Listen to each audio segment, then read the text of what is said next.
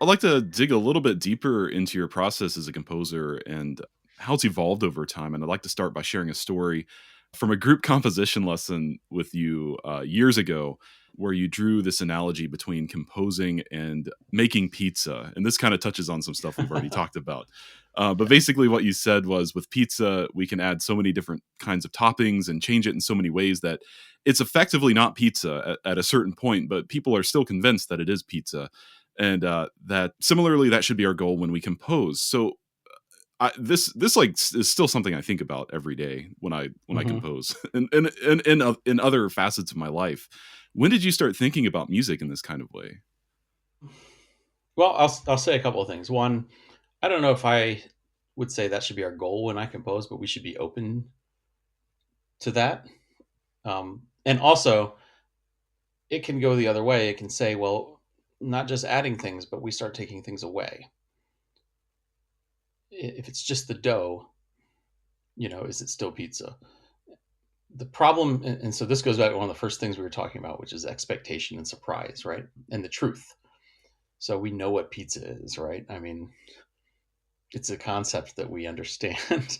Yeah, And I can show you a cheeseburger and ask you if it's pizza or not, and you'll say no. I can show you a just a ball of dough and say, "Is this pizza?" And you'll say no. Well, not you. I mean, I don't know. Maybe you think that is, but the point is like there's a thing that's defined, and we accept that as the truth, and other things that fall outside of that truth are not good or are wrong or are not attractive to our intuition because they don't align with the thing that we already love. And that's really what that analogy is all about, I think, is like figuring out that the truth in music is fluid, that there isn't a truth in music and that you can take pitch away, that you can take time away, that you could take timbre away. Is that even possible, right?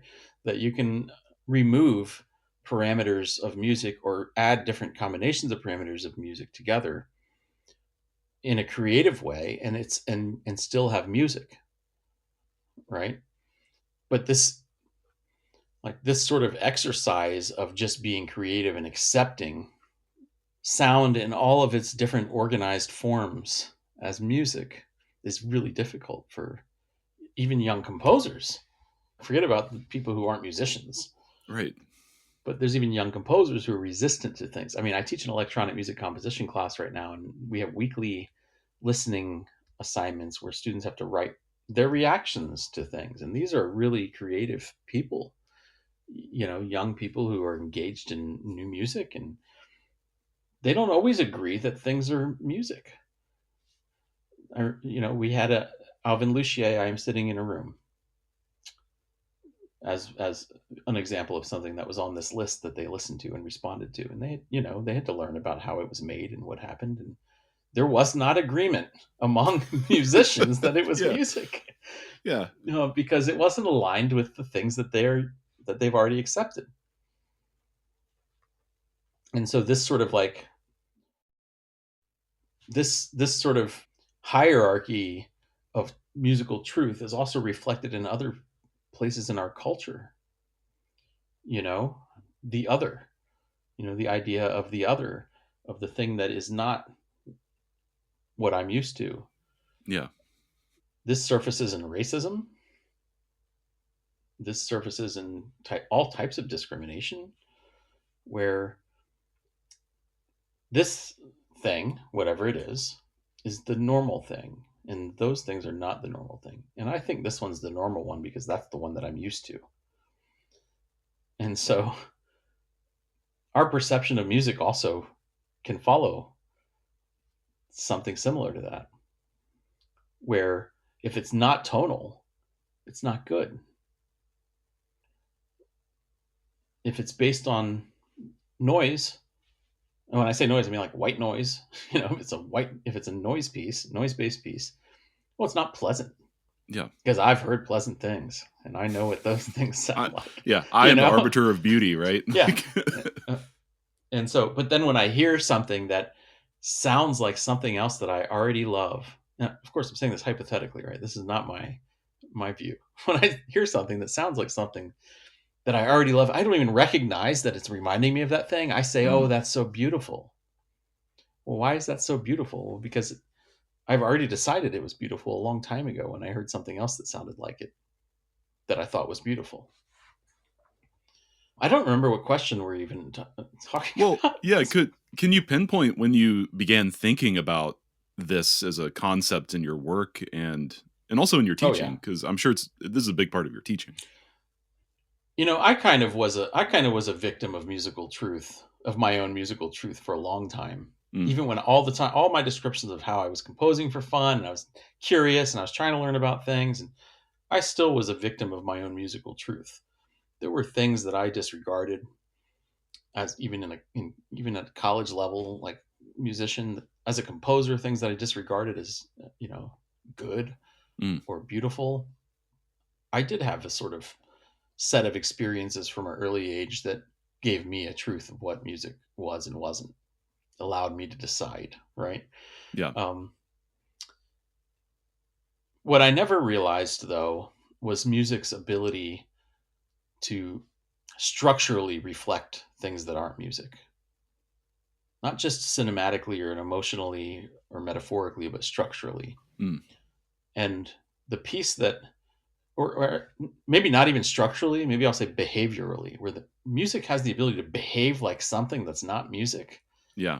And we can hear that behavior. It's sort of rhetorical sometimes. And the piece that I experienced as a percussionist was Rothko Chapel by Morton Feldman. Yeah. And between my undergrad and graduate school, I took 3 years off of school. Mostly what I did was be a percussionist. I was playing with a hip hop group. I was playing with a rock band. I was playing with orchestras. I was playing with local theater pit. And John Fitzrogers, again, at the University of South Carolina, since he had come there, started a series, a new music series called the Southern Exposure Series. And it was supposed to be a series of music that you never hear. It was not just supposed to be, it turned into a series of music that you would never hear on that campus by composers who you'd never encounter, and expose people to all this other stuff. And he decided to program the Rothko Chapel by Morton Feldman as part of that series. I was already graduated from school. I was freelancing in town, and he contacted me and said, we could hire you for this gig. Would you play percussion on this piece? I had no idea what the piece was. I had a degree in composition already, but I didn't know Morton Feldman. And yeah, I'm a freelance percussionist. I'm free those dates. I'll play the thing. Yeah. So I played this piece, and I remember the first rehearsal, the first time the choir sounded.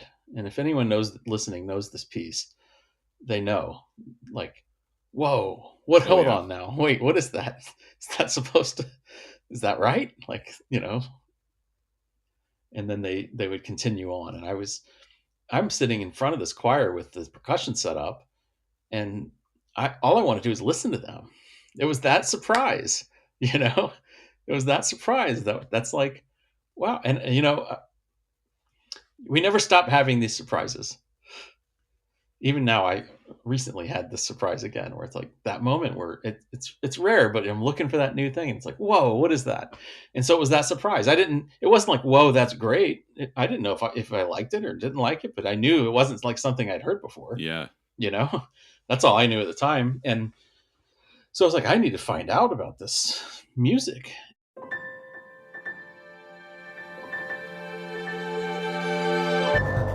Thank you so much for tuning in to Micromaker by Loose Leaf Transmissions.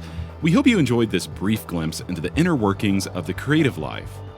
If this resonated with you, be sure to check out the full conversation on Music Maker with Tyler Kline, a podcast exploring craft and process, philosophy and inspiration, and the honest, often messy parts of being an artist, creative uncertainty, purpose and identity, and resilience.